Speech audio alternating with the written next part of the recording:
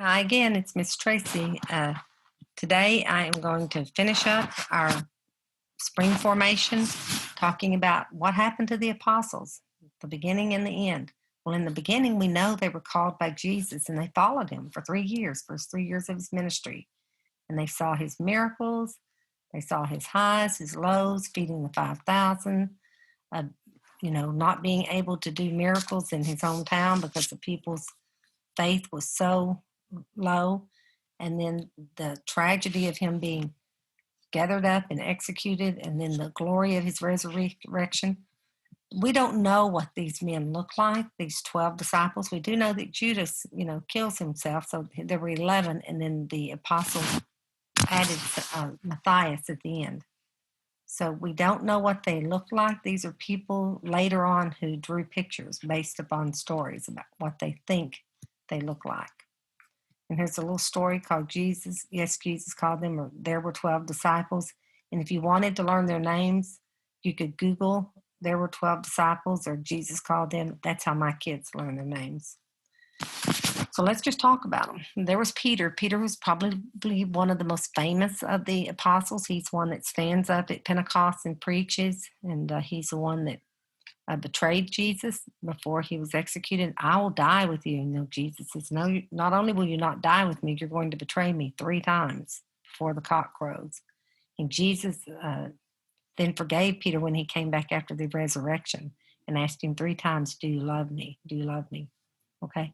So tradition holds that Peter was, or the story goes, had miracles, he could do stuff, that he went to the Asia Minor area with his wife, possibly, and he was arrested, and then he was brought back to Rome, chained, and eventually crucified. Tradition says that he was crucified upside down at his request because he didn't feel worthy to be crucified like Christ.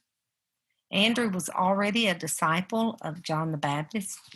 He was one of the first to be invited by Jesus to, follow me. But there's little known about him after that. We do know that he was involved in the feeding of the 5,000. And then after Pentecost, there's not a lot except that he is believed to have remained in Jerusalem. And then at the time of the persecution of Herod, that he was killed. But it said that some people think that maybe he was in the Black Sea area, then in Armenia, and maybe to the Asia Minor, and even Greece, that he was executed there, a lingering death of crucifixion without nails. And it is believed part of his remains are in Italy. James and John the Beloved. James the Great, the brother of John, may have been one of the oldest of the apostles, and he was one of the inner circle, Peter, James, and John. They're the ones that saw the transfiguration of Jesus on the mountain. Nothing more is heard of James until his death 10 years later during the reign of Herod Agrippa, and his story is recorded in Acts. The Spanish have a long tradition that it was James who introduced the faith to Spain, but this is disputed. And some think that he is buried in Spain. We don't know. John the Beloved was born into the fishing family, and he was the one at the cross that Jesus gave his mother to. And then after Pentecost, John is mentioned by Paul as being one of the pillars of the church in Galatians. He journeys to Samaria with Peter, but he does seem to be one of the least traveled of the apostles, that he didn't go around a lot.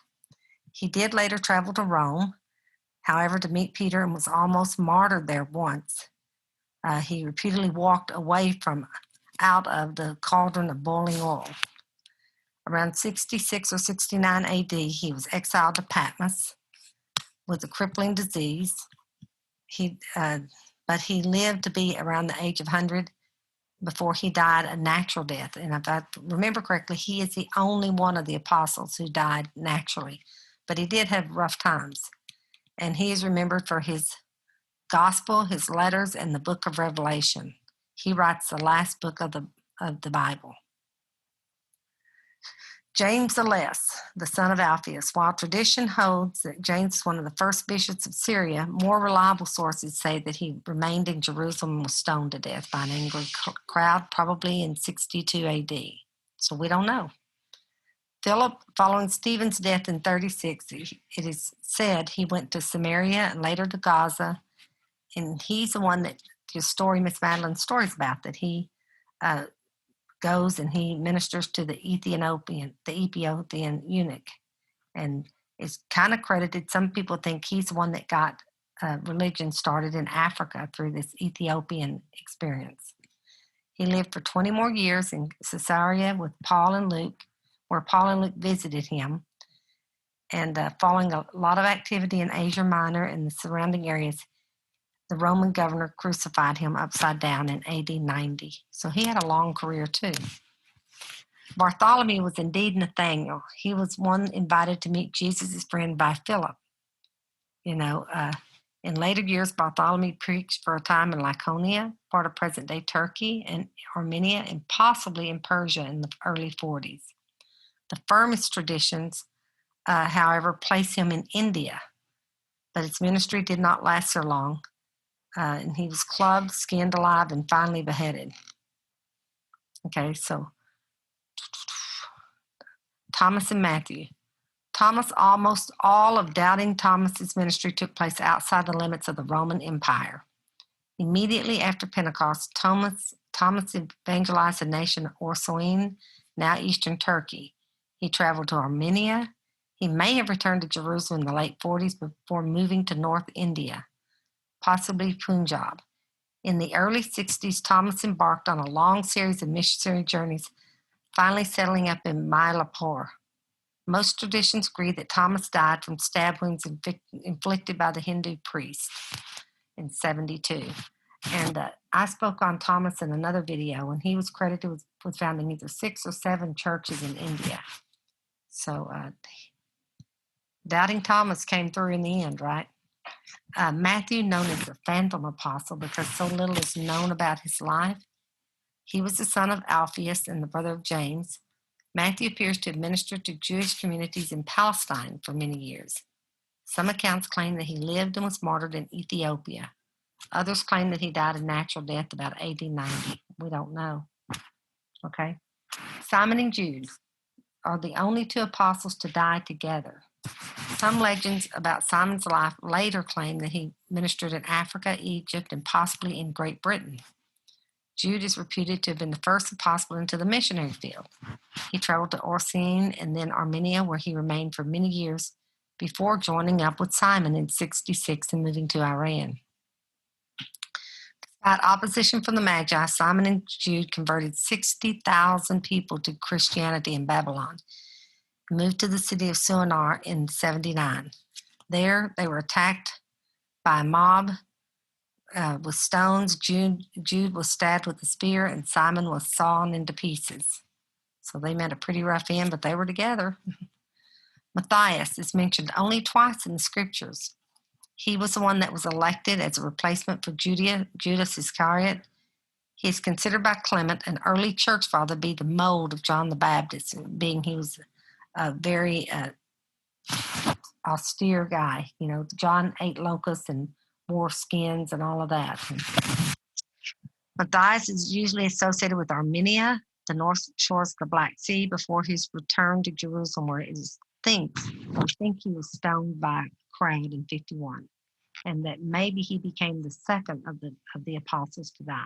And I got this information from an article, and I looked at others, and so it's very conflicting stories. So I just kind of took the ones that seem to be, and I just want you to know that a lot of don't know, thinks, maybes, whatever. And I picked out the 2 that I thought was really interesting. That Thomas, that was widely known for his efforts in India, which I think is just, for some reason, that's really cool that he went to India and made an effort there. And then he died around 72 AD, and he was buried in India.